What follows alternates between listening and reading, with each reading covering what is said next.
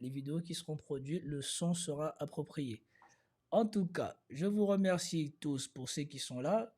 Je ne faisais pas forcément un live pour avoir de l'audience. Je voulais surtout ne pas accumuler du retard sur les informations que je vois passer et que j'aimerais bien partager avec vous. Et surtout celui-ci parce que ça m'a fait particulièrement rire. Donc, je prévois de commenter après 3 vidéos. Et donc, sans plus tarder, nous allons directement nous lancer dans le bain. Et donc, voici la première vidéo France 24. Ça s'appelle « Vie de Russie, les réactions au projet de Trump pour le Groenland ».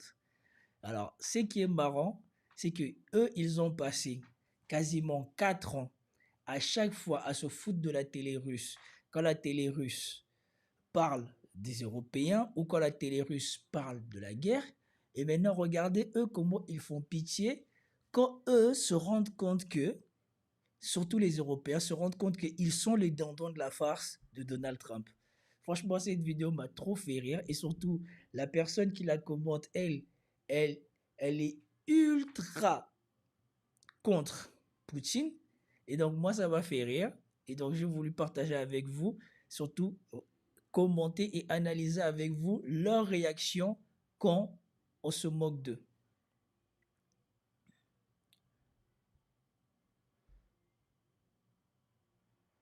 Bon, pour ceux qui ne m'écoutent pas, bon, moi ici j'ai la capture du son qui semble très bien. Donc si la capture du son n'arrive pas très bien chez vous, je suis désolé. C'est probablement un problème de débit d'internet parce que le débit d'internet ici n'est pas tout à fait le même que vous.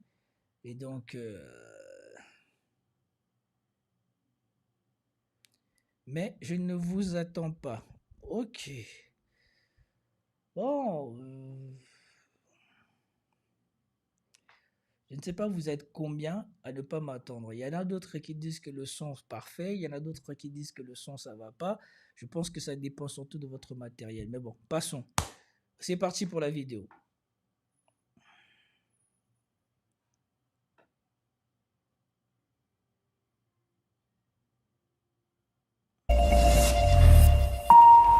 Bienvenue dans Vue de Russie, le magazine hebdomadaire qui analyse la propagande de Vladimir Poutine sur fond de guerre en Ukraine avec Elena Voloshin. Bonsoir Elena. Bonsoir Stéphanie. Trump dit vouloir annexer le Groenland pour sauver le territoire autonome danois des ambitions militaires de la Chine et de la Russie. Alors comment les médias du Kremlin réagissent-ils à ces ambitions américaines dans la partie européenne de l'Arctique ? Avec beaucoup d'ironie, Stéphanie, regardez d'abord comment le journal télévisé de Rossiya 1, l'une des 2 principales chaînes du pays, présente le sujet. C'était hier soir. Trump pense que sans le Groenland, les États-Unis ne retrouveront pas leur grandeur. Il invite aimablement les propriétaires de l'île enneigée à débarrasser le plancher. En cas de désobéissance, il menace le Danemark d'impliquer l'OTAN. OTAN dit au Danemark qu'il dégage immédiatement. 2 traîneaux à chiens ne feront pas le poids. Seuls les États-Unis peuvent le faire. Les services de renseignement danois ont alerté l'an dernier sur les ambitions militaires russes et chinoises au Groenland et dans l'Arctique. Bon, ça, je ne sais pas si Donald Trump il dit la vérité ou pas. Si vraiment les services de renseignement danois ont prévenu sur les prétentions ou les intérêts chinois et russes au Groenland. Ça, je ne sais pas. Mais c'est sûr qu'il a dit... il a dit que les Danois devaient y aller dehors. Donc ça, par contre, il a dit. Гренландии и Арктики. En réponse à ces menaces, le Danemark a déployé une mission militaire conjointe avec la France, l'Allemagne, la... Mais qu'est-ce que vous pensez quand vous voyez le tweet de Trump? Est-ce que les présentateurs russes ont abusé selon vous? Est-ce que les présentateurs russes ont déconné? Ou c'est quasiment littéralement ce que Trump a lui-même dit? Donc si c'est quasiment ce que Trump a dit, en quoi est-ce de la moquerie de dire que Trump il dit ça? В отношении Гренландии и Арктики.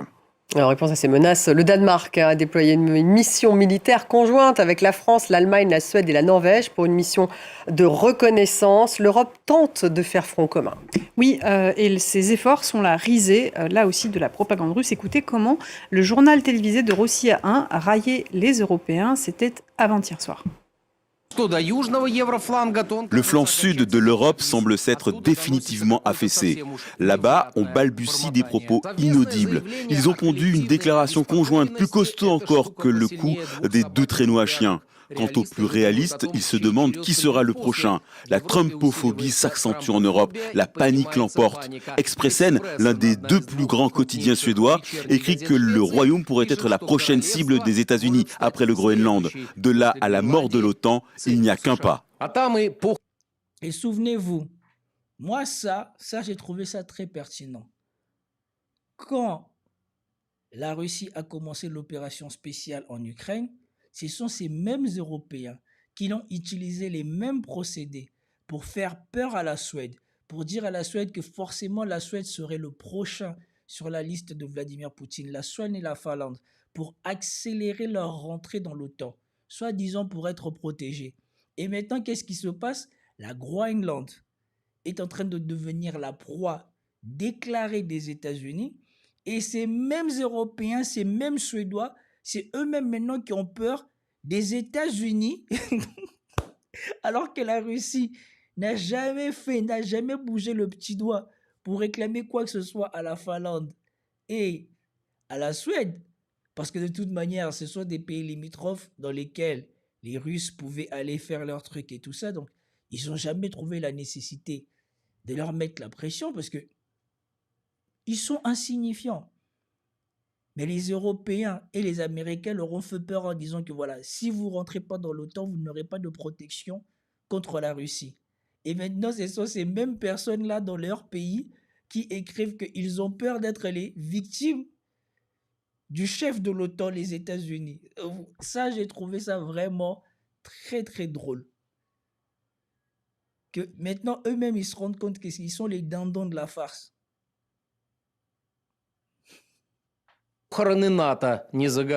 Le lendemain, c'est-à-dire hier soir, le JT de Rossiya 1 renchérissait toujours plus avec cette fin annoncée de l'OTAN. Regardez. Toutes les tentatives de l'Europe d'éviter un conflit avec Washington au sujet du Groenland semblent pour l'heure désespérées. Le média Politico cite des fonctionnaires européens qui disent que pour Bruxelles, le souci principal est désormais de sauver le bloc de l'OTAN. Ursula von der Leyen semble s'adresser à Trump, mais elle appelle surtout ses alliés à s'unir contre lui. Le plus mal en point est le secrétaire général de l'OTAN, Mark Rutte. Les contradictions au sein de l'Alliance augmentent de jour en jour. Bon, est-ce que, là encore, parce qu'ils appellent ça de la propagande, est-ce que la télé russe a menti? N'est-ce pas eux-mêmes, sur le plateau de LCI, il y a quelques jours auparavant, ou même sur le plateau des C'est dans l'air, il y a quelques jours auparavant, qui ont dit, prennés au Canada, ça veut dire qu'ils sont prennés à un pays membre de l'OTAN, et ça marquait la fin de l'OTAN.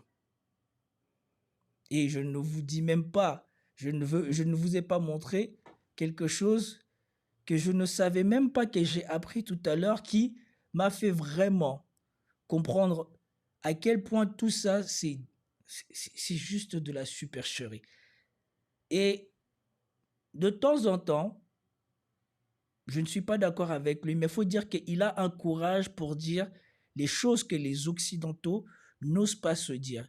Il a un courage pour dénoncer les mauvaises choses que ces gens-là ont fait. Exactement comme le pays du Moyen-Orient ont traité, soi-disant, les Noirs qui sont partis se déclarer comme étant appartenants de ce pays-là.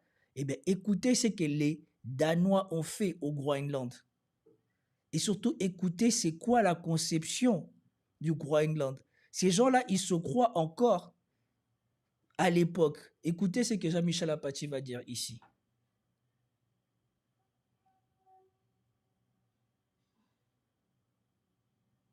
Et je suis assez stupéfait de l'état du débat en Europe et spécifiquement en France. Alors, un consulat au Groenland. Ah, pourquoi pas un consulat? Très bien. Et Thierry Breton disait aussi ça. Une ambassade. Le Groenland, c'est la dernière manifestation du pire du colonialisme européen. Le Groenland, il est plus proche de la sphère d'influence des États-Unis que de l'Europe. Et si le Groenland appartient au Danemark, c'est parce que le Danemark l'a colonisé. il y a longtemps. Quelle politique a mené le Danemark au Groenland? Des politiques qu'il faut qualifier comme elles le méritent, des politiques dégueulasses, des stérilisations forcées de femmes, des enlèvements de nourrissons qu'on enlevait aux femmes inuites et que l'on plaçait d'office dans des familles au Danemark. Eh bien, soutenir le Danemark comme le Groenland, comme absolument propriété européenne, c'est soutenir le colonialisme, le pire du colonialisme. Les Danois n'ont pas toujours forcé les femmes à la stérilisation. C'était beaucoup plus dégueulasse que ça encore. Des adolescentes qui allaient voir des gynécologues ou qui étaient hospitalisées, on leur mettait des stérilets sans leur dire. Et il y a des cas, des témoignages encore aujourd'hui de femmes âgées qui disent « Je n'ai jamais eu d'enfant et j'ai mis des décennies à comprendre pourquoi ». C'est ça le Danemark au Groenland. Moi, je n'ai pas envie de défendre le Danemark. Je pense qu'il faut poser la question aux Inuits. Voilà. Est-ce que vous voulez l'indépendance? Est-ce que vous voulez continuer à être Danois? Ou est-ce que vous voulez être Américain? Et quand Donald Trump dit on va acheter le Groenland, nous prenons de travers, mais que le Groenland cesse d'être européen, moi je pleure pas. Et on rappelle que le Groenland n'est pas européen. C'est le Danemark qui est européen. Et je suis assez stupide. n'a jamais voté son rattachement à l'Union européenne. Et les 2 fois où le territoire de la Groenland a été consulté pour intégrer l'Union européenne, ils ont rejeté le fait d'intégrer l'Union européenne. Par contre, le Danemark, qui, elle, s'est approprié l'autorité de la politique extérieure du Groenland, elle est dans l'Union européenne. Ce n'est pas du tout la même chose. Et surtout, ce que je voudrais ici, après ce passage, c'est dans les commentaires, ou si jamais vous voyez cette vidéo plus tard, c'est que vous me disiez si vous connaissiez ce que Jean-Michel Apathy vient de dire ici, parce que moi, je ne pensais même pas que c'était un territoire qui avait subi ça. Et vous voyez que ces gens-là sont foncièrement mauvais. On nous fait passer ces gens-là, les Danois, comme les gens avancés, les gens machins, les gens sociaux et tout ça, alors qu'ils ne valent pas mieux que les Français. Et surtout, ils ne valent pas mieux que les autres losers du Moyen-Orient. Et vous comprendrez pourquoi ces gens-là, ils se serrent les coudes entre eux. Vous comprenez pourquoi ces gens-là ont la trouille. On la trouille que le monde change et surtout, on la trouille que les autres s'élèvent. Parce que quand on va déterrer les histoires que ces gens-là ont fait aux gens, ils ne peuvent pas dormir. Ils ont fait les pires horreurs partout. Et là, on leur dit que le Groenland va peut-être passer sous pavillon américain. Ils sont là, ils pleurent. N'est-ce pas aux Groenlandais de faire le choix d'eux-mêmes? Surtout quand on apprend ce que les Danois aujourd'hui, qui revendiquent soi-disant c'est leur territoire ou c'est sous leur contrôle, ont fait. Sans compter que les Danois maintenant, alors ça c'est encore plus marrant. Je ne sais même pas si ça a confirmé. Les Danois ont demandé à ce que l'Ukraine leur rende leur F-16 pour assurer la protection du Groenland. Ça m'avait trop fait rire. Et franchement, ça a vérifié. Si c'est vrai, je suis mort de rire. En tout cas, ça, maintenant qu'on a dit ça, finissons-en avec soi-disant la propagande russe. Moi, pour l'instant, je n'ai toujours pas vu de propagande russe dans ce qui dénonce ici France 24. Ce que je vois, c'est qu'ils ont eux aussi décidé de traiter, comme le font les chaînes de info continue occidentaux, de traiter ce qui se passe en Europe avec une vision biaisée. Ils sont là, pas un moment, ils vont prendre la neutralité par rapport à l'Europe. Et c'est exactement ce que les Européens, et même ce que France 24 fait la majorité du temps quand elle parle de la Russie. Donc je ne vois toujours pas où est le problème. Plus offensif encore, le correspondant européen de la chaîne étatique russe NTV a consacré hier un reportage entier uniquement pour démonter le secrétaire général de l'Alliance Atlantique, Mark Rutte. Regardez. La presse occidentale raille l'attitude du secrétaire général de l'OTAN. Pendant que Trump menace d'envoyer son armée au Groenland pour s'emparer de 2 traîneaux à chiens, Mark Rutte ne se précipite pas à Washington. Les fonctionnaires européens enragent face au manque de détermination du Néerlandais. Il est comme le chat qui veut faire la paix avec les souris. Pendant ses longues années de carrière, Ils ont dit Mark Rutte serait le chat qui veut faire la paix avec des souris. C'est qui les souris? C'est plutôt lui, la souris qui, qui évite d'aller voir le chat qui est Trump. Non, franchement, n'importe quoi. Mark Rutte a fait preuve d'un talent, traverser le gué tout en restant sec. Mais si les États-Unis prennent l'île à leur allié de l'OTAN, alors malgré son habileté et ses courbettes devant Trump, le Néerlandais pourrait bien être le dernier secrétaire général de l'Alliance dans l'histoire. Alors la Russie, qui elle-même réalise des ambitions géopolitiques par la force en bafouant le droit international, Ça, ici, là, c'est encore une fois de plus encore les choses qui m'énervent quand je vois comment ces journalistes-là traitent l'information. Regardez la tirade qui vient de sortir sur la Russie. Depuis que la guerre a commencé, la Russie au moins a donné des justificatifs précis et a demandé même que les choses qu'elle a demandées puissent se faire par la négociation. Mais ce qu'elle vient de décrire là, ça ne décrit pas ce que les États-Unis font depuis la nuit des temps et que eux tous ferment les yeux à chaque fois. Écoutez bien ce qu'elle décrit ici. Alors la Russie, qui elle-même réalise des ambitions géopolitiques par la force en bafouant le... La Russie qui elle-même réalise ses ambitions géopolitiques par la force en bafouant le droit international. Non mais c'est pas de la folie ça. La Russie, parmi tous ces gens-là, ces impérialistes-là, la Russie est la seule, je crois, qui n'a pas eu de colonisation, concrètement en Afrique ou ailleurs. Et les autres qui sont partis s'accaparer les territoires des gens, et même la dernière en date, c'est la France avec la Nouvelle-Calédonie, et par le gouvernement Macron pour faire en sorte que les Calédoniens qui vont s'exprimer ne puissent pas être majoritaires et remporter le référendum et du coup faire annuler l'intégration de la Nouvelle-Calédonie à la France. C'est pas eux. Mais eux, ils qualifient la Russie de ce qu'ils font. Inversion accusatoire. Moi, c'est ça les choses qui me font, qui font que je peux pas laisser ça. Je peux pas laisser ça passer. Et c'est comme ça qu'on formate les esprits les plus faibles. Et c'est comme ça qu'on fait rentrer des idées. Et surtout, on fait croire aux gens. Parce que moi, je veux bien le croire que voilà, les gens qui sont nés il y a 20 ans ou quoi que ce soit n'ont rien à voir avec leurs parents. Et la majorité des gens qui naissent aujourd'hui en Occident, eh ben, dans 90% des cas, selon moi, n'ont rien à voir ou ne savent rien, n'ont pas la même mentalité que les gens qui ont bénéficié de tous les trucs affreux qu'ont fait les gens qui étaient là avant eux.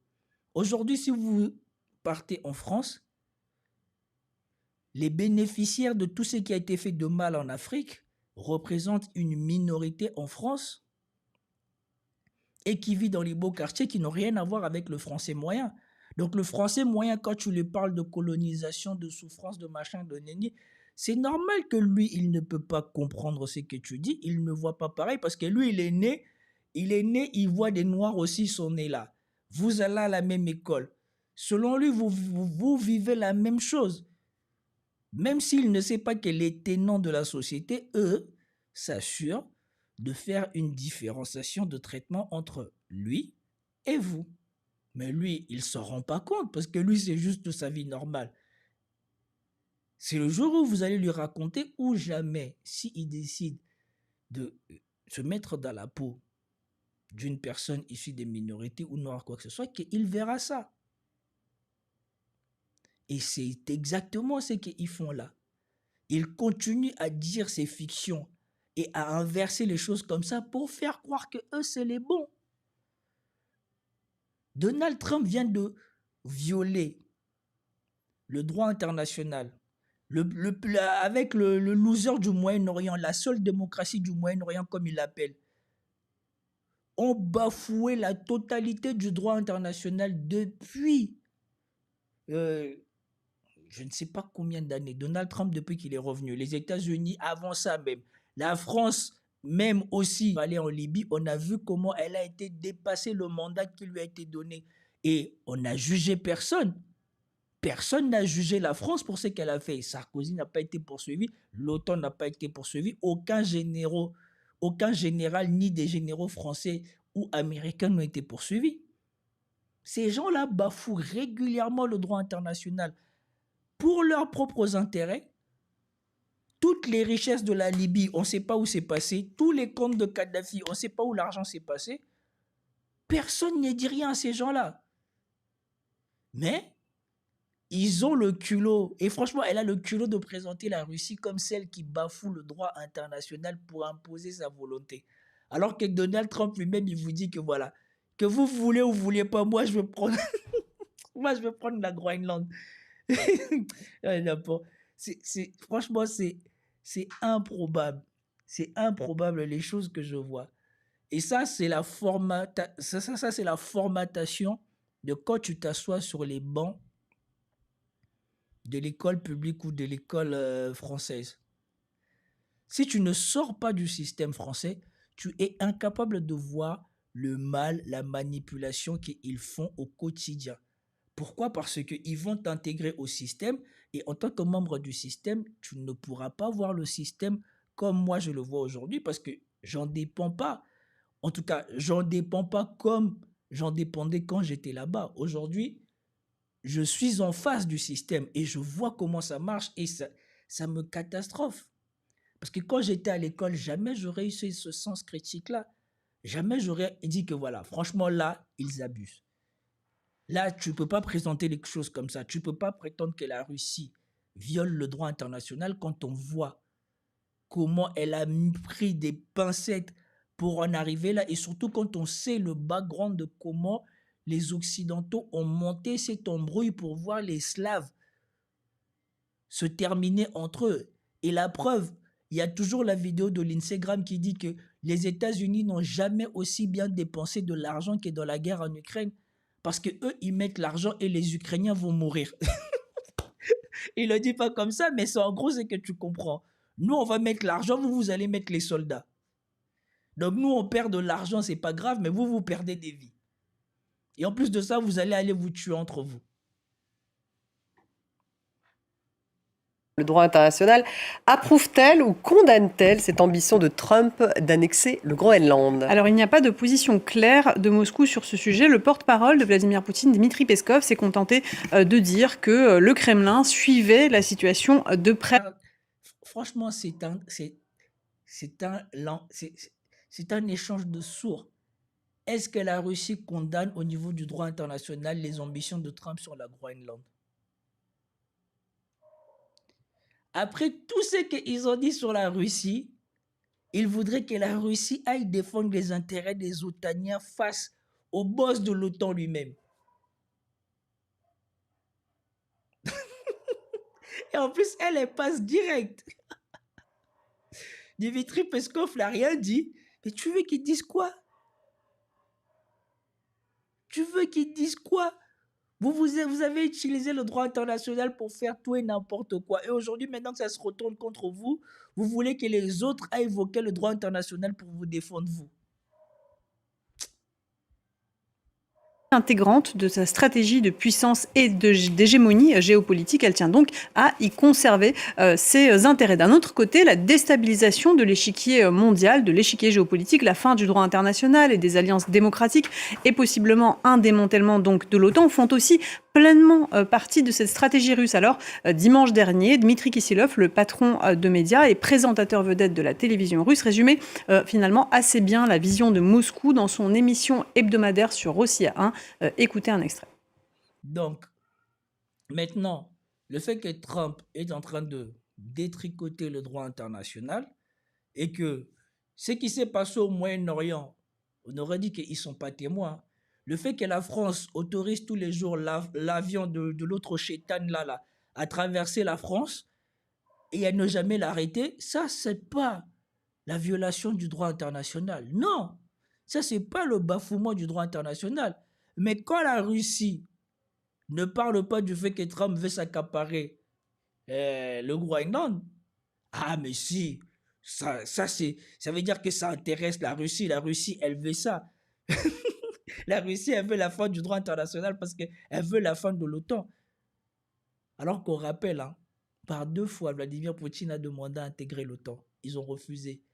Et à plusieurs fois, la Russie leur a dit d'arrêter d'avancer vers les frontières de la Russie. Ils ont refusé encore.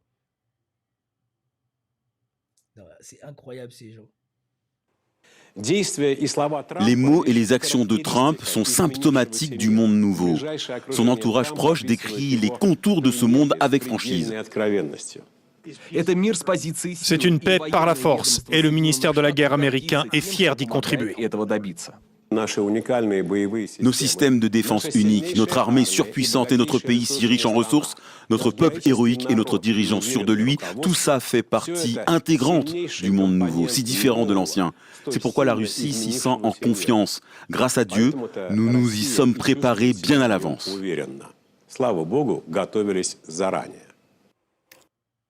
Est-ce faux? Est-ce faux que dans ce monde qui bascule, la Russie semble bien préparée? Est-ce faux?